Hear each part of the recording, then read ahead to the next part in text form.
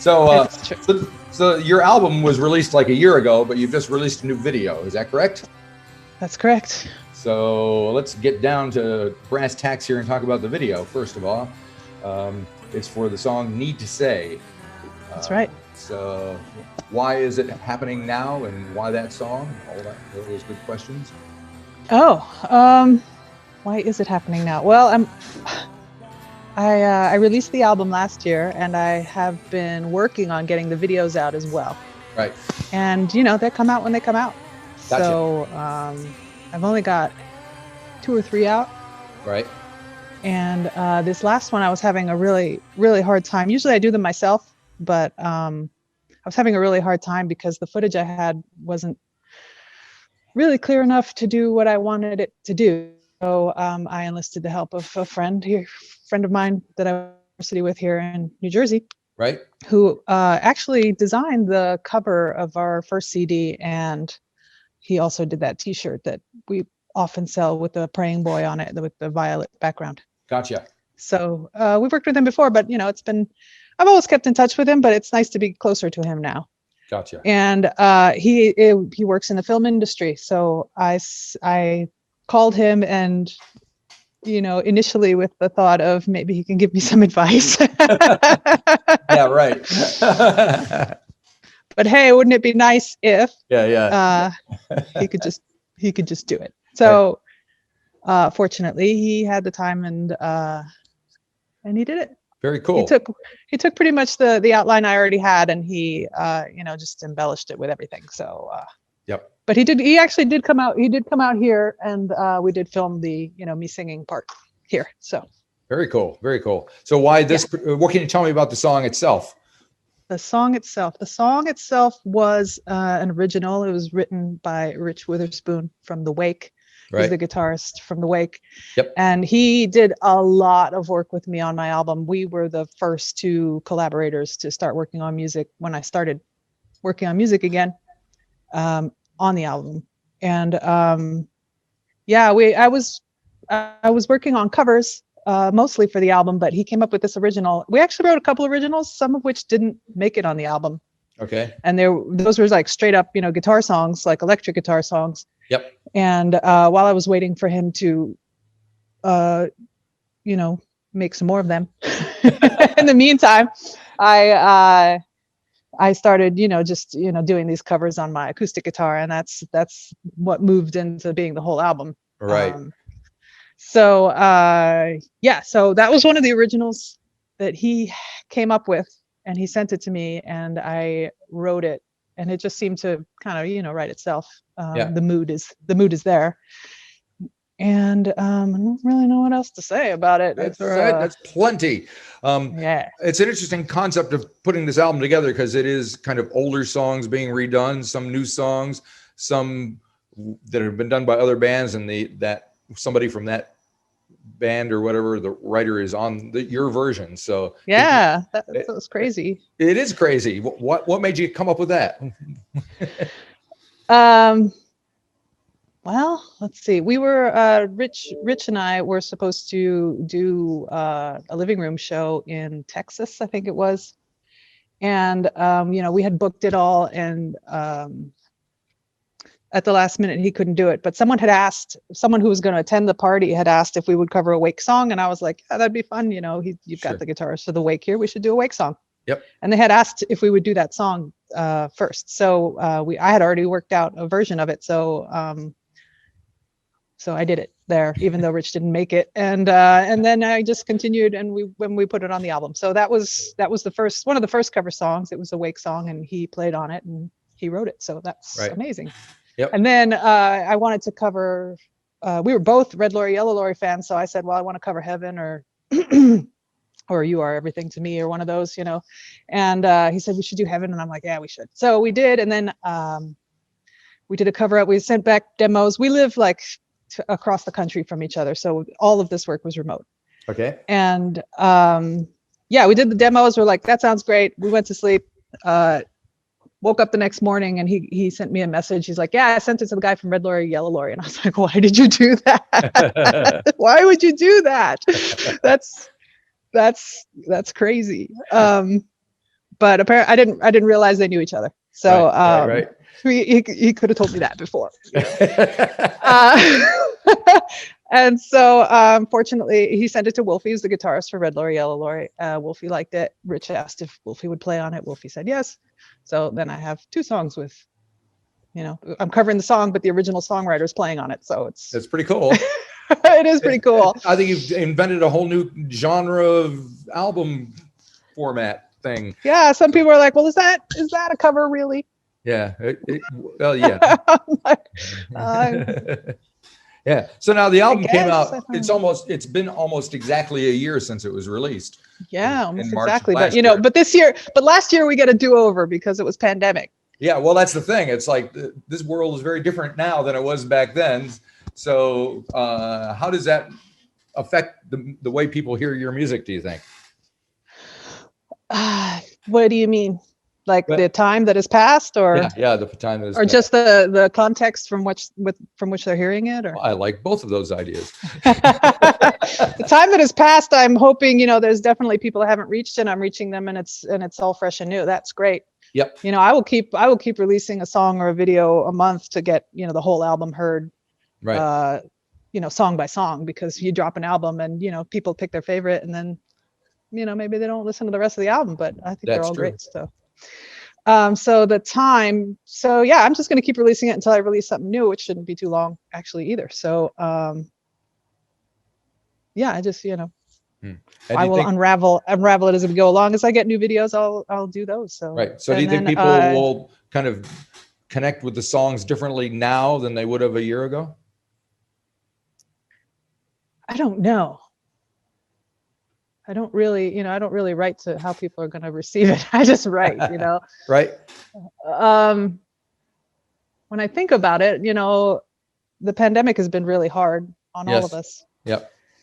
And it is a kind of more, sad bastard song, maudlin album. So maybe, some people have found that to be useful in this time, and I hope so. Yeah. And so maybe they like it. I don't know what people like. I have no idea what people like or why.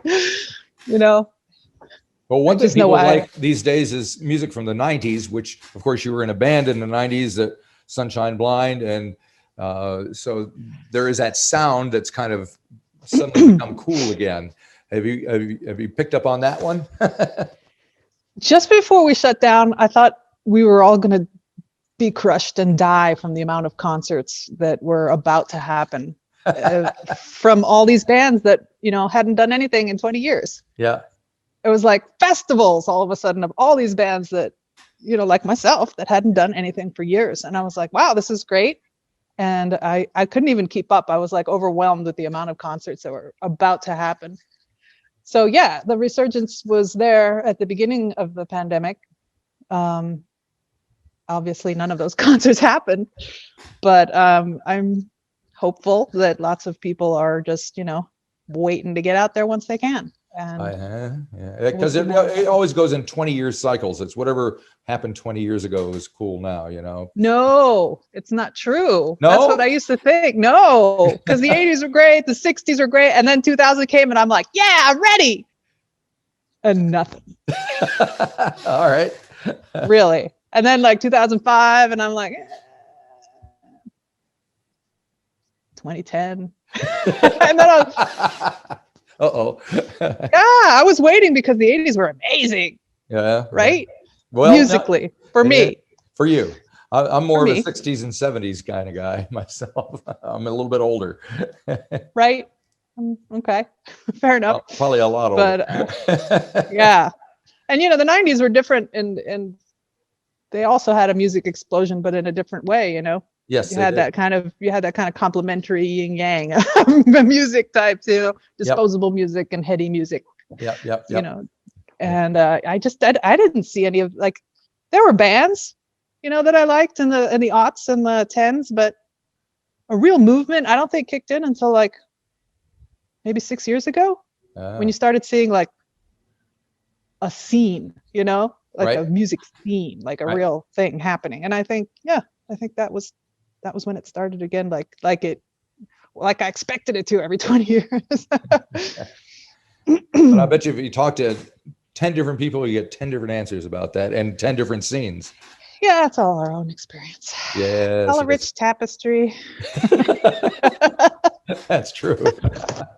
Oh no, I've fallen over. Oh, it didn't look like it. That's definitely a highlight for the highlight tape. The room is falling over. I love your cover of "Ain't No Sunshine." Speaking of covers, thank you. That one hasn't really seen, a really good, had a good look at it yet. But that was one of the first ones. Yeah, that was one of the first ones I did, and that's probably the only one on the album I did 100% solo. Right, I noticed that is all except you. For the drum, yeah, except for the drum breakdown and a little bit of drum treatment that Gordon added. But yeah, that was just me. Right. So what brought that on? I thought it would be hilarious intro music to a show for me. Right. Okay. Because Sunshine Blind. Yeah. Ain't no sunshine. Ain't no sunshine. Yeah, I got you. And it was kind of a comment on the end of Sunshine Blind, and it's the end of Sunshine Blind, so I had to go do the solo thing. I mean, I'm doing the solo thing kind of kicking and screaming, but right. I like working with people, so yeah. So if you like working, we did with a couple. People, yeah. You like working with people. How has it been? Have you been able to work with people over the course of the last few months, or not? Yeah, I've done nothing but work with people since I started.